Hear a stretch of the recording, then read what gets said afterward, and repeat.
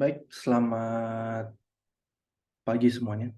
Pada kesempatan ini, di pertemuan awal kita, saya pribadi ingin menyampaikan tentang kota resilient. Di kota resilient ini, sebagai mata kuliah pilihan yang akan kalian jalani, ya. Jadi ada pengetahuan tambahan tentang kota. Ya. Meskipun bidang kita di arsitektur, kota pada nantinya akan menjadi bagian dari arsitektur tersebut. Jadi ketika kota kemudian kita rancang dan itu menyangkut isu resilient gitu ya, nanti kalian akan tahu poin penting dari resilient itu adalah bagaimana mempertahankan kota itu sebenarnya, bagaimana kota itu mampu bertahan dalam kondisi atau permasalahan-permasalahan yang terjadi di kota. Ya. Oke, kalau begitu berikut adalah materi saya.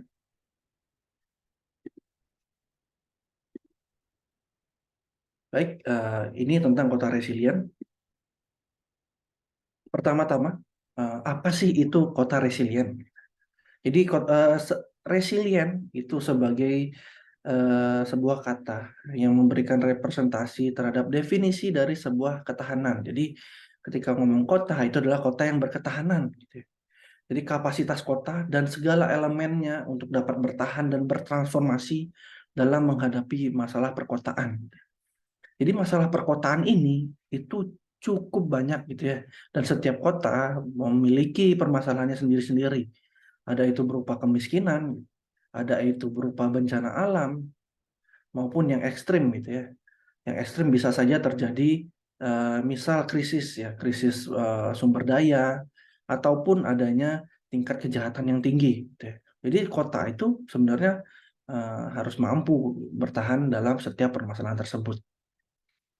Oke, kita lanjut tentang apa aja sih masalah perkotaan gitu ya.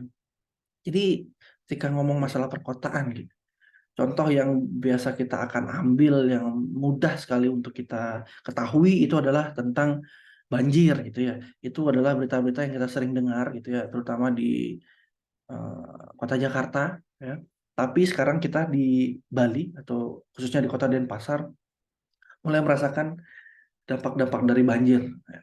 Itu pun akibatnya dari infrastruktur yang kurang memadai gitu ya, sehingga daya serap air ke jalan itu sangatlah rendah. Itulah yang salah satu saja penyebab dampak banjir ya. Selain juga banjir itu dapat disebabkan oleh itu kegiatan buang sampah sembarangan ya.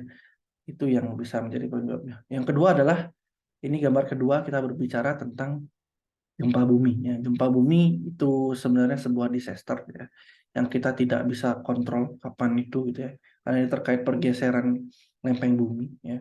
Jadi resiliensi resilient itu dapat juga dikaitkan dengan isu kebencanaan. Jadi gimana sih kota pulih dari kondisi bencana itu sebenarnya. Yang ketiga itu adalah gambar tentang COVID gitu ya. COVID yang baru saja kita lalui ini gitu ya. Itu menjadi isu resiliensi di tiap-tiap kota di dunia gitu. Mereka menghadapi permasalahan untuk menanggulangi virus gitu ya. Di samping untuk mengurangi intensitas dari pertemuan yang terjadi dalam kota. Itu ya. Karena kan kita selama ini hidup dalam eh, interaksi yang sangat intens gitu. Jadi bagaimana ketika kota itu tidak terjadi interaksi yang sangat intens itu. Tentu saja ada terjadi beberapa perubahan dalam pola masyarakat perkotaan tersebut. Oke, itu adalah macam-macam permasalahan perkotaan. Kemudian kita akan bergerak ke apa sih yang menjadi prinsip-prinsip dari kota resilient. Yang pertama kita berbicara tentang kesehatan dan kesejahteraan. Yang kedua kita berbicara tentang ternyata ada unsur masyarakat dan ekonominya.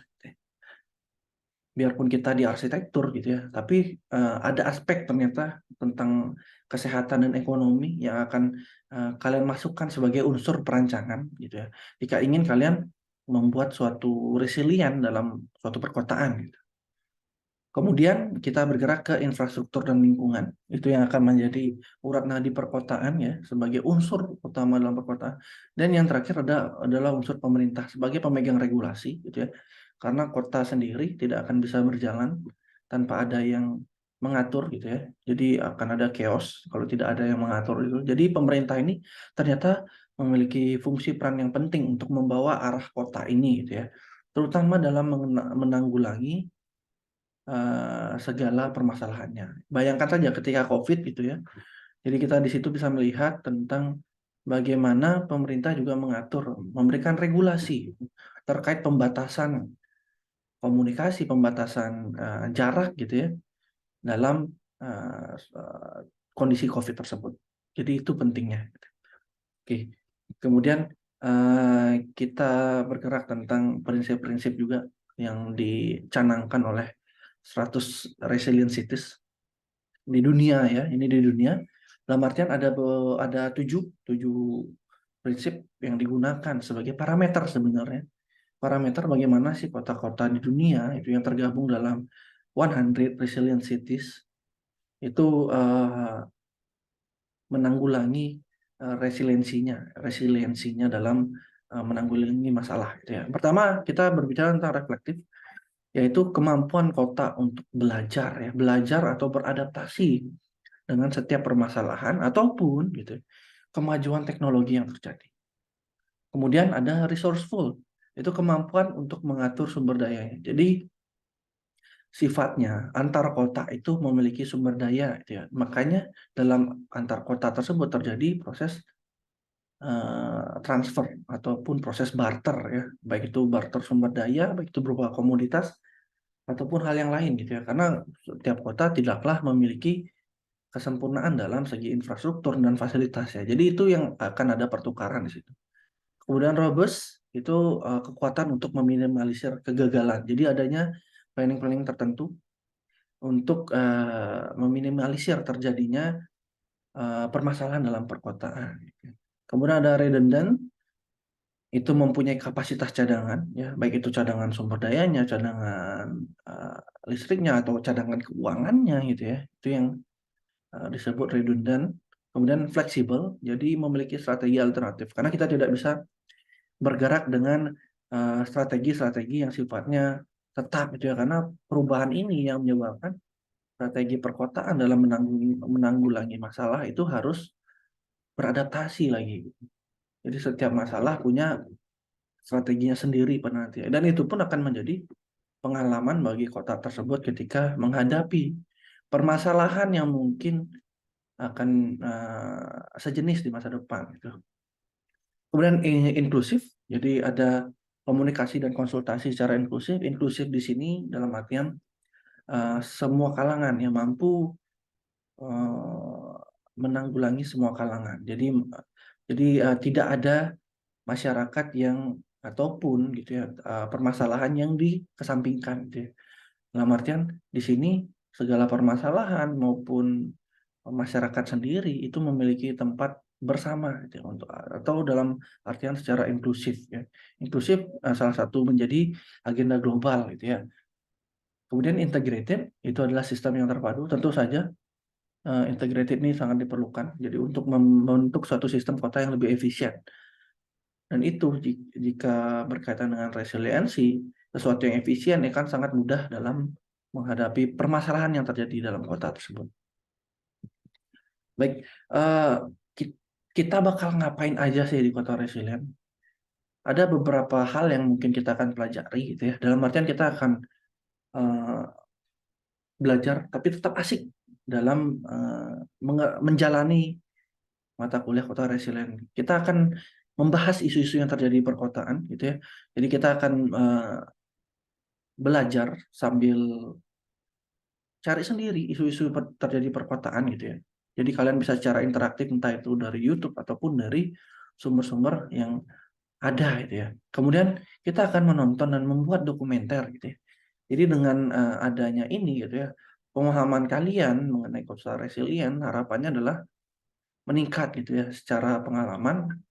Kota resilient ini dapat kalian pahami apa sih tentang isu-isu resiliensi yang terjadi di perkotaan. Kita kemudian akan membuat majalah. Majalah di sini kita akan mendokumentasikan sebenarnya resiliensi yang terjadi di perkotaan itu seperti apa dan bagaimana mekanismenya.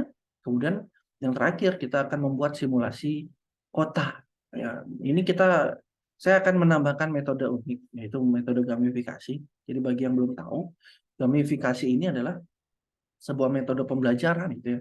Kita menggunakan elemen game atau permainan gitu ya untuk kita masukkan sebagai kurikulum ya. Jadi pembelajaran kalian tentang kota resilient gitu ya, yang mulainya dari awal pemahaman gitu sampai kalian bisa merancang perkotaan gitu ya secara interaktif dengan media game City Skyline gitu ya.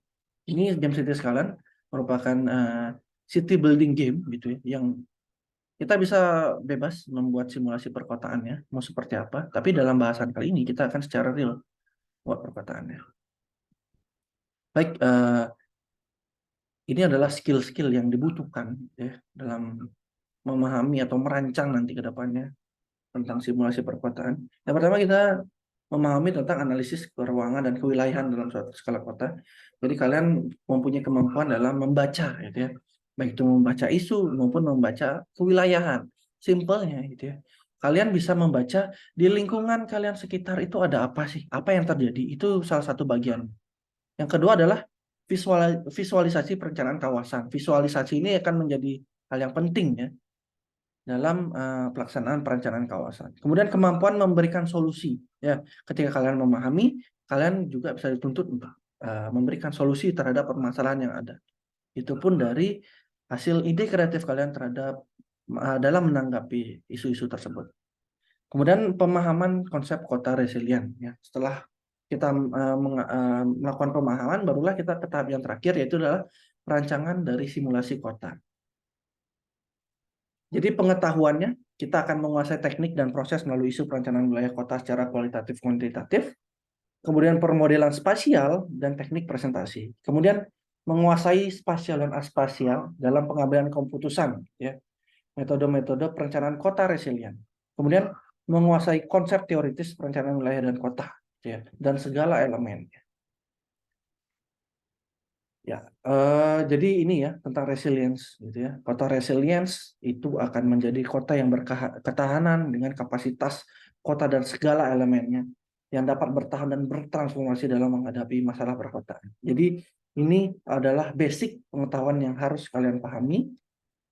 Ini akan menjadi pengantar awal ya bagi kalian yang sudah mengambil mata kuliah ini, dan ini tentunya akan sangat bermanfaat bagi kalian yang ingin merancang gitu ya, merancang sesuatu dalam skala yang lebih besar gitu ya. Tentu saja dalam merancang sesuatu yang dengan skala yang lebih besar, kita mempertimbangkan beberapa aspek tentunya untuk membuat gitu ya, untuk membuat desain perkotaan itu menjadi lebih baik lagi gitu ya sekarang. Baik, itu saja presentasi mata kuliah kali ini. Terima kasih karena sudah menghadiri mata kuliah kali ini. Jadi semoga materi ini dapat bermanfaat. Selamat pagi.